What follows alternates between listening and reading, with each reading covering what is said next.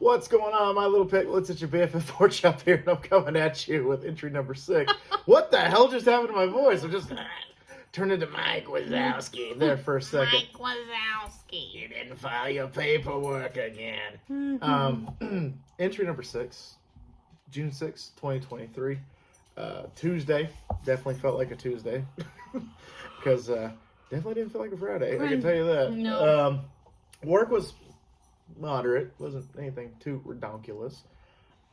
Did have one story I wanted to share with you guys, but I'll share with that one later on through the video. Don't want to give you the good stuff right up front. So today's TikTok wouldn't let me post to YouTube for some reason because they're technically photos, not a video. So I'll just tell you guys what it is. It's just the audio clip of "Damn boy." Damn boy, he's thick. And it's just a picture of my cat Castiel, who's a pretty thick boy. He's the one that shoved his face in the camera the other day. But anyway, so posted that on TikTok, and it's got some pretty good results. I think that's him coming in right now, actually. Cancer press. Come here. Is that him? It was him, but Yeah, whatever. So that's what the TikTok was today for the challenge. Hey, Cass, come here. No, but And he the stopped just he's out of just- reach. he says no. No says I. And the movie challenge today was name your favorite duo from a movie, and I picked Danny Glover and Mel Gibson's character in the Lethal Weapon movies because it's two counter opposite people, and they have to come together for a common goal. You don't like it to shake, and you just hit it. Yeah, intentionally. It's okay when I do it. Nobody else can move the camera. But when I do it, especially when I don't do it on purpose. Hey, look, I made it intentional. So if I hit it right here, you're going to be mad at me? Well, I mean, no, because you're trying to prove a point. But anywho, so Danny Glover's I'm too old for this shit, and Mel Gibson is suicidal, so he doesn't give two shits about what he does. So the Lethal Weapon movies, definitely check those out. Those are fantastic, and they're actually making another one here pretty soon with Danny Glover and Mel Gibson returning. So really excited to see how that turns out, because the last one came out like in the late 90s or something like that. So it's been a hot minute since they came up with the new Lethal Weapon movie. But that was today's. What the hell? What are you mad about? Like a bird or something? She's ridiculous. She is ridiculous. Did another dash today and got $1 to go 14 miles. Luckily, you know, they account for mileage and stuff like that, so you get a fair fee. And then obviously the customer can put a tip on top of it. So he deemed it necessary to leave me $1 to go 14 miles. I'm like, bitch. I can't even get a McChicken for $1 nowadays. What the hell are you doing? At least jack it up to like $1.25 or $1.50 or whatever. I think a McChicken runs like $1.50 now. So if I can pay for a McChicken, then that's fine. But 14 miles to go, no. I just hated it. But I was like, yeah. I said I'll take a delivery. That was Cass, wasn't it? You know, Or was it Morty? Been Morty and Cass. Oh no, it was Morty. It was Morty. I was gonna say it's too quiet to be Cass because we didn't hear the jangle. But we have a candle on our ottoman, and that was the ding that you heard that got knocked over. So that's twice that son of a bitch has done that. And did he break it? No. Twice in a row he hasn't broken I it. just need So to put more things in the tray so that he can't. it's not too top heavy. He's actually, for as stupid as he is, he's kind of smart. For as stupid as he is, he's smart. And if there's not enough room for him on the tray, then he won't. He won't mess with me. Now he's just acting like nothing happened. He's just laying in the floor, sunbathing. That's what he does. Turd. But anywho, so I forgot what I was talking about. Oh yeah, I said I'll put that I'm online for my commute home from work, And if something pops up, I'll do it. And I didn't even get to the fire station, and it was like, "Hey, you want to go to Popeyes?" I'm like, yes, but I should have paid attention to where I was going to and fro. Well, But I didn't want to mess with my acceptance rating because I'm sitting at 100% right now, so I wanted to keep that going. well, and the rate charge. I mean, it's not like you're doing this for a full-time job. No. So the rate charge was enough. Oh yeah. To warrant going out there. Oh yeah, for sure. So anybody that does that full time, had to do that during COVID full time, you know, I salute you, because there's plenty of people out there that are still probably living paycheck to paycheck doing that, or kind of ties into the Brohio episode that I listened to today about sex trafficking. Ugh. And they actually interviewed a girl that was abducted and forced into sex trafficking in California. And she was 15 at the time she got abducted. And she, at first, her pimp was going with her on her endeavors. And then I guess she earned her way to just go by herself. So the first time there's like a donut place and like a 7-Eleven in this particular area that she was dropped off at almost daily. And the second that she got alone time, she went straight up to the cashier at the 7-Eleven and was like, "Hey, I've been abducted. I'm in sex trafficking. I need to call the cops." And the cashier, like, nonchalantly was like, "Oh, they're arresting some dude out there. Why don't you go talk to him?" And sure enough, she's like, "Oh, thank God." So she goes and talks to the cop, and that says the same thing. "Help, you know, I'm underage, I've been abducted, blah, blah." And the cop said, "I'm busy, come back later." It was like, bitch did what? And the worst part was, the cop that was at the 7-Eleven parking lot filing paperwork right now. Saw her go back to the hotel where she was being held up by her pimp, because, like, I guess he was still keeping an eye on her at some point.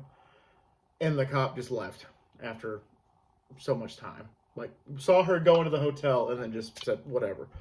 And she said, yeah, that was LAPD, for anybody that was pretty much wondering. But anyway, no, so, like, her pimp wouldn't feed her. So she was out in the lobby of the hotel one time, and a DoorDash delivery driver walked up to her and said, "Are you so-and-so?" And he had a bag full of food. She said, Yeah, that's me." So she stole somebody's food that night, but Rob told her, like, "Girl, you knew that food more than that person did. Like, you weren't being fed at all." She would go months without bathing, and she was like, "I don't know how anybody wanted to have sex with me because it was fucking disgusting." But anyway, she got out. She eventually encountered a guy that worked at Party City, and he was drunk. And he walked up to her, and, like, he could tell something was off. He was, like, looking at her, like, "Look, she looked all disheveled and gross and everything." And he's like, "Hey, you okay? You okay?" And she's like, "Yeah, I'm fine. Thanks for asking." He's like, "Man, if you need a shower, you can come to my place, and you hungry? I can get you some food and a place to stay, and then we'll just work out your situation in the morning, because it looks like that you're in some trouble." She's like, "What have I had to lose at that point?" So she went with him, and he fed her, he let her take a shower, and he even washed and dried her clothes for her, and told her the train route to get her back to her grandparents' house. She said, "It was like a fucking movie." And she said, "I never saw that guy again, never got his name. He was just a good Samaritan, and, you know, thankfully he was there, and he was like my guardian angel." So that was a good installment, because that could have been obviously really, really bad. Quit eating stuff off the floor. That could have been really, really bad. And of course she went back to her grandparents' place. Who her grandparents put her in a group home because she was, they couldn't keep up with her, so they put her in a group home, and then she got abducted at the group home. But she said the group home was pretty much like Con Artist 101, like it was con college. I learned about sex trafficking. I learned how to pickpocket people. I learned how to, fight. I learned how to do this. I learned how to do that. And she's like, yeah, group homes are really good for kids, let me tell you. So she did not endorse group homes. I have so many feelings. I do too. But it was a good episode because she listened to the podcast, and she, like, Nick and Rob were like, hey, if you know anybody or you've ever been in, sex trafficking, like, email us. And she's like, here's my story. And I'm like, you want to be interviewed? And she's like, yeah. So that was a really good story. And did they ever catch her pimp? The pimp blocked her on all social media, didn't use his real name or anything like that the whole time. So, and unfortunately Los Angeles, evidently. So probably not. He's probably in bed with some other groups and politicians and shit like that. So many feelings. Yeah. So that was the episode. And then I watched an episode about what's it called? When you get off on hurting people. Sadism? Or is it masochism? The other one, but it's masochism. I can't remember. Masochism, and Kinks was the next Brohio episode that I had to catch up on. Hey, we don't kink shame. Yeah. Rob and Nick were like, yeah, we don't kink shame, and they heard some of the kinks. They've read off some of the worst kinks in the world, and they're like, okay, now we can start kink shaming, because it's like there's like a somebody that's in a vegetative state kink. There's getting off on somebody falling out of their wheelchair is a kink.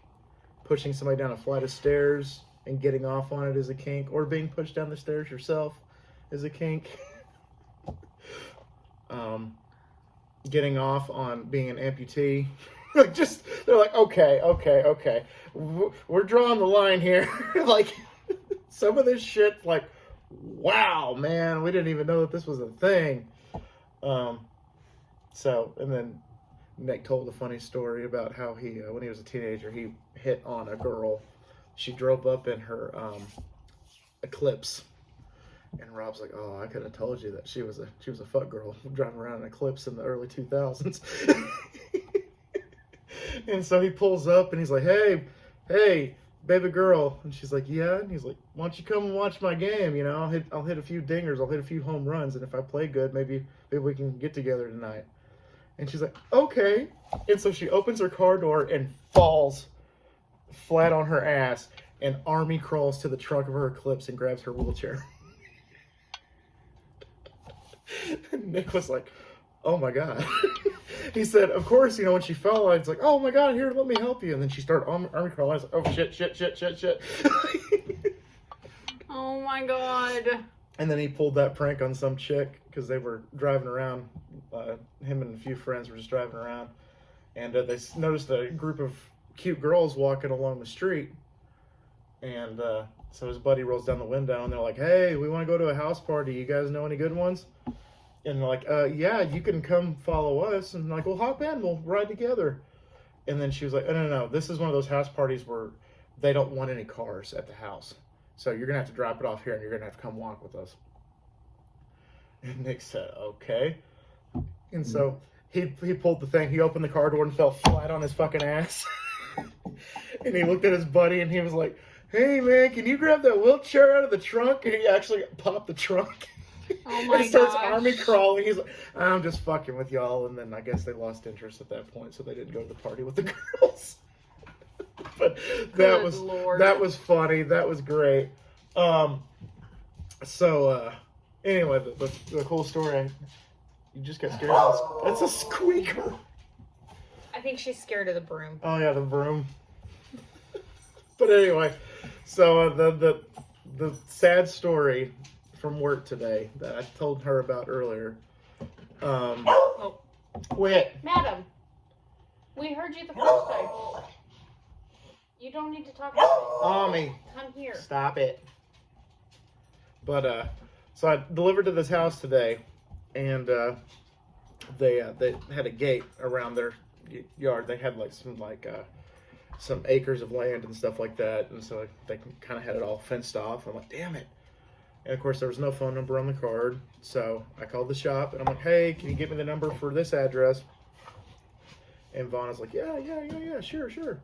So she gives me the phone number, and the second that I hang up with her, the guy comes out of his garage.